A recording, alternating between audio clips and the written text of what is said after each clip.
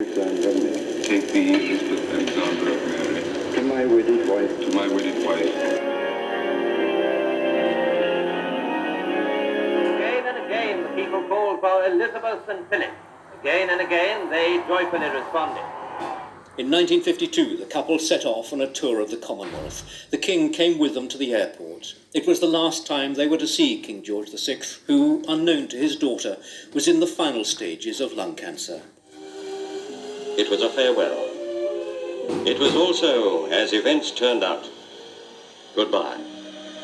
It was at a hunting lodge in Kenya that Philip told his wife of her father's death.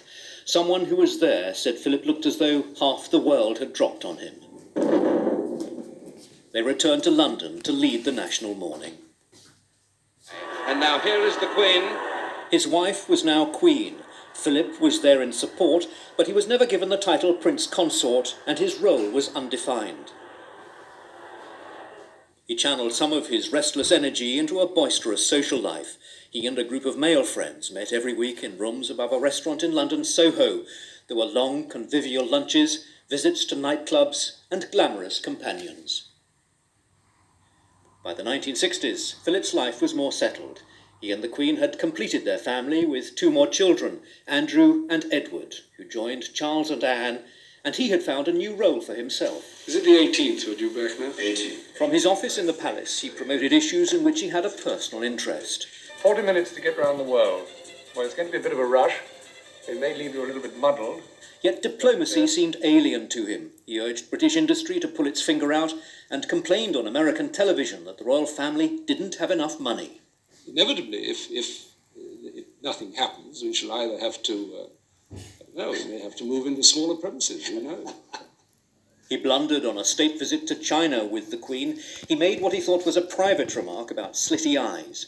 It was a diplomatic gaffe which dominated the headlines and added to his reputation for making misjudged remarks. It's all right, isn't it?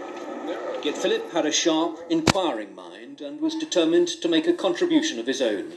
The groundbreaking 60s film Royal Family was made largely at his instigation because he felt it was time for the family to show a more human face to the world.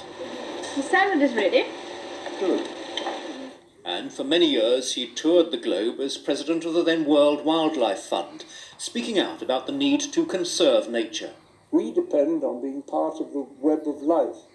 We depend on every other living thing on this planet, just as much as they depend on us. He promoted technology, helped underprivileged children, and had a lifelong interest in spiritual issues.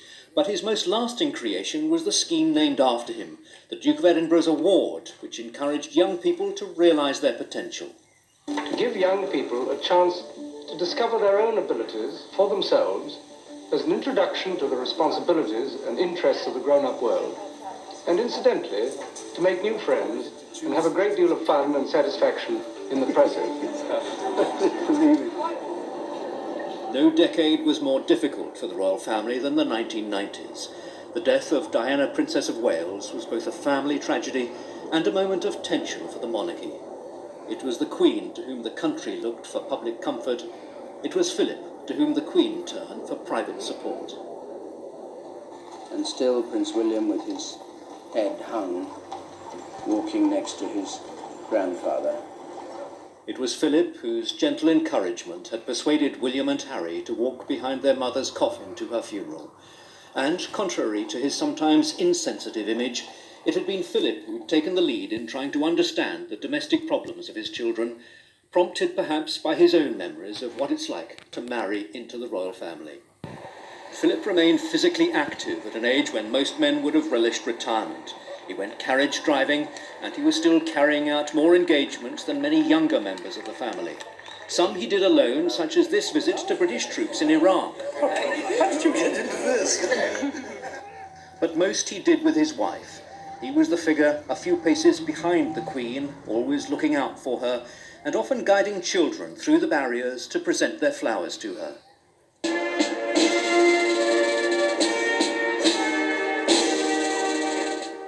By the time of his 90th birthday in June 2011, celebrated at his insistence with little fanfare, he'd accepted that it was time to slow down a little. I reckon I've done my bit. I want to enjoy myself for a bit now. with less responsibility.